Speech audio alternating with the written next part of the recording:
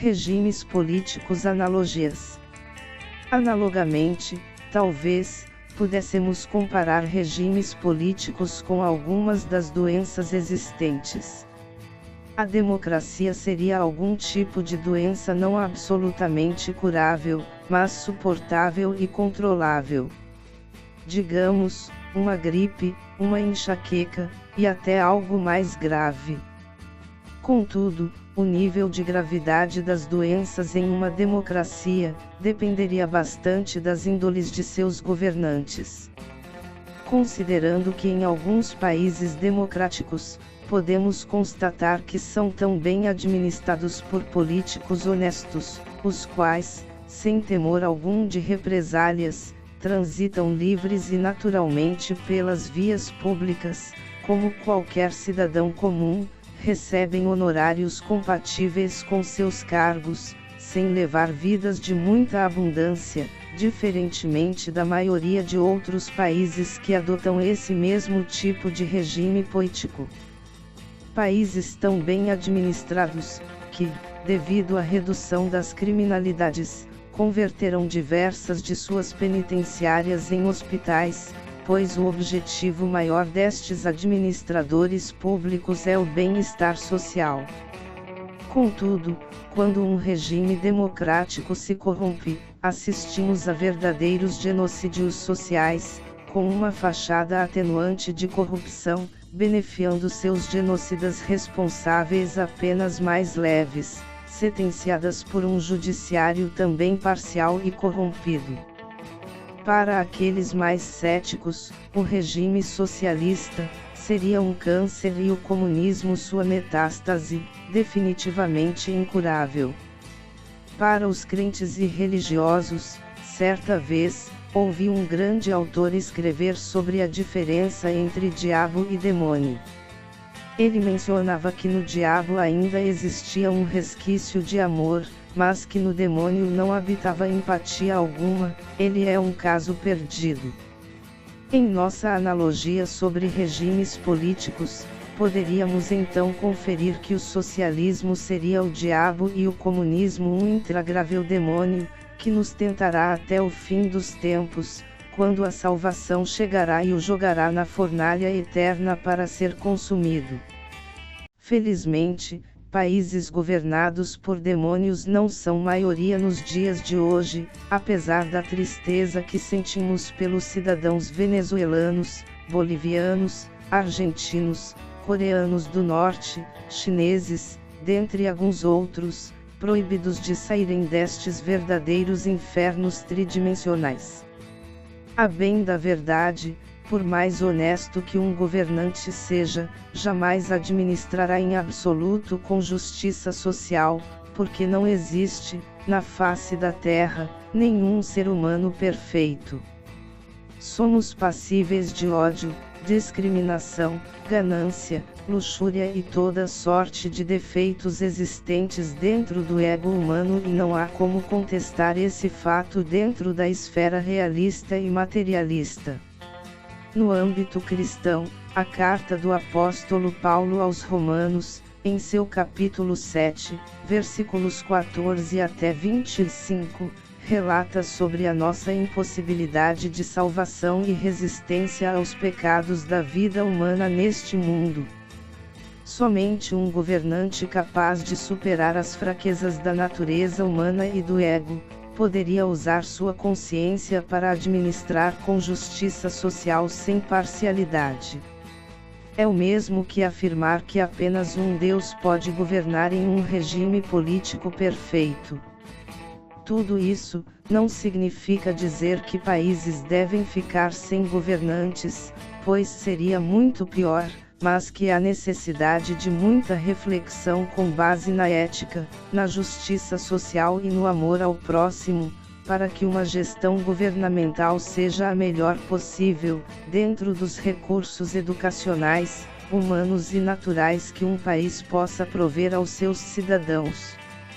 A ganância causa a corrupção na política, a ética e a religiosidade traz o amor ao próximo e, por consequência, a justiça social. A ganância dos governantes corruptos é tanta, que os deixam cegos, a ponto de acreditarem que estão gerindo mentirosa e hipocritamente, dentro de uma perfeita justiça social.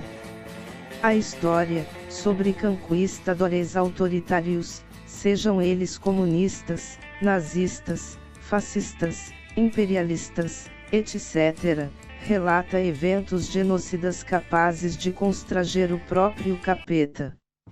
Gengis Khan, século XIII, 40 milhões de pessoas. Exterminou todos os que não aceitassem sua ideia de uma grande confederação mongol. Homens mais altos que uma roda de madeira eram mortos. Mulheres, idosos e crianças viravam escravos. Vilas inteiras eram incendiadas. Khan eliminou todo mundo que encontrou pelo caminho, incluindo chineses, coreanos e afegãos.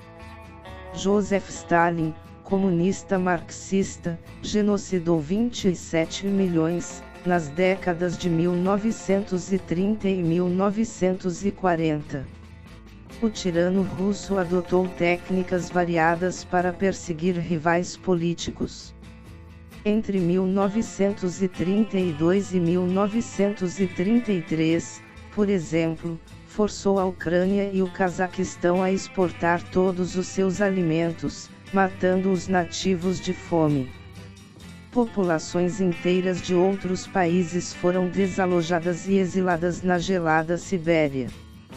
Após a Segunda Guerra Mundial, o ditador exigiu que alemães morando em territórios recém-dominados pela União Soviética, antes controlados por Hitler, voltassem para seu país de origem. A pé. No trajeto, famílias inteiras foram agredidas ou assassinadas.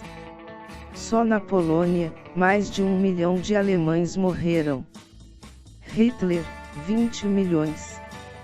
Quando o mundo descobriu o horror dos campos de concentração nazistas, a palavra genocídio nem existia.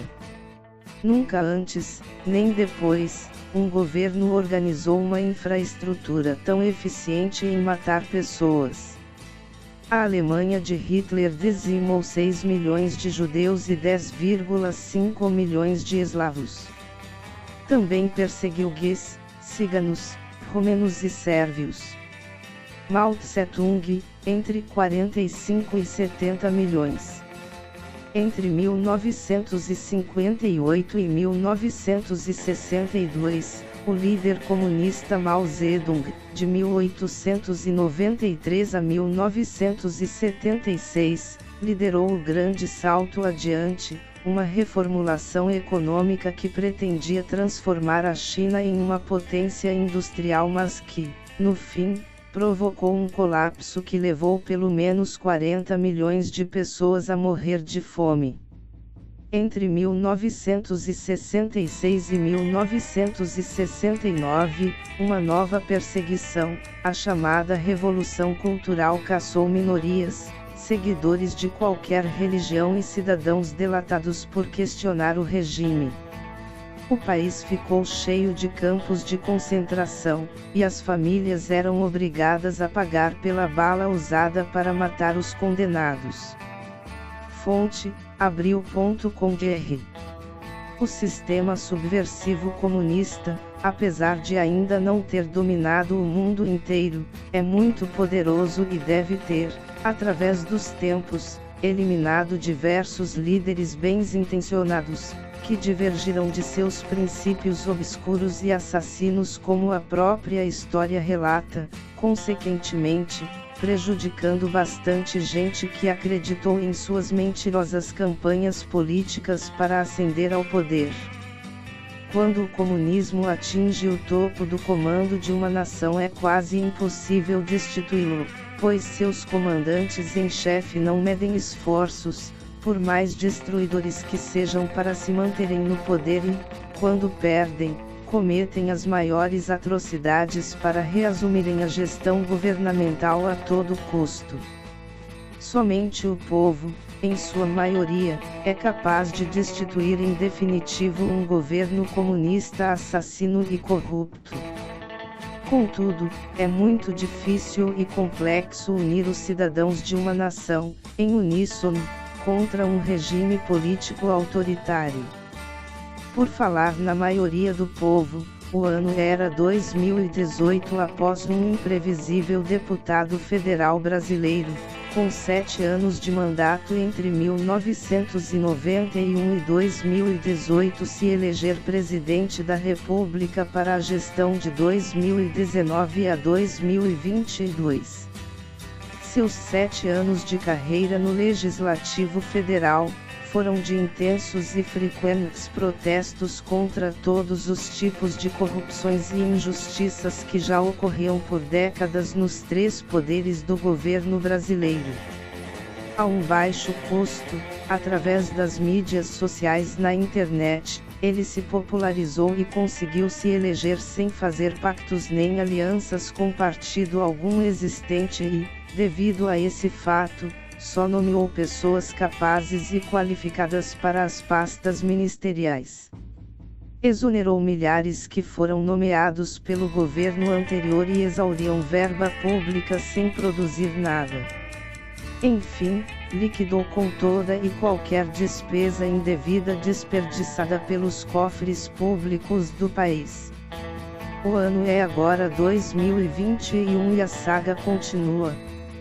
Já faz 2 anos e meio que nem um centavo é extorquido dos cofres públicos do Brasil.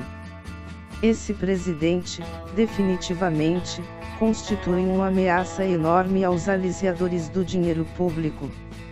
É alto o preço a pagar por ser honesto, porque muitas instituições de relevância estavam na folha de pagamentos do governo corrupto que foi obrigado a deixar o poder. Não adiantava provar, incontestavelmente, o lógico ululante de seus pontos de vista e decisões. As mídias mais populares do país tentavam, a todo custo, massacrá-lo. Os judiciários de todos os âmbitos, inclusive a Suprema Corte, estavam comprometidos. O Legislativo e seus líderes travavam votações de projetos importantes, que beneficiariam sobremaneira diversas questões sociais. As mais sujas iniciativas eram tomadas para destituí-lo, mas ele, publicamente, declarava que só sairia morto da cadeira presidencial. A mídia popular da internet o proclamou como um mito. Ele arrastava milhões às ruas para protestar contra deputados que traíram os votos de seus eleitores, principalmente, o autoritarismo da Suprema Corte que tentava tomar decisões que ultrapassavam a soleira de suas autoridades. Pelo que ficou apurado, através de casos relatados, a votação com urnas eletrônicas não eram confiáveis, candidatos podem ter sido eleitos ilegalmente.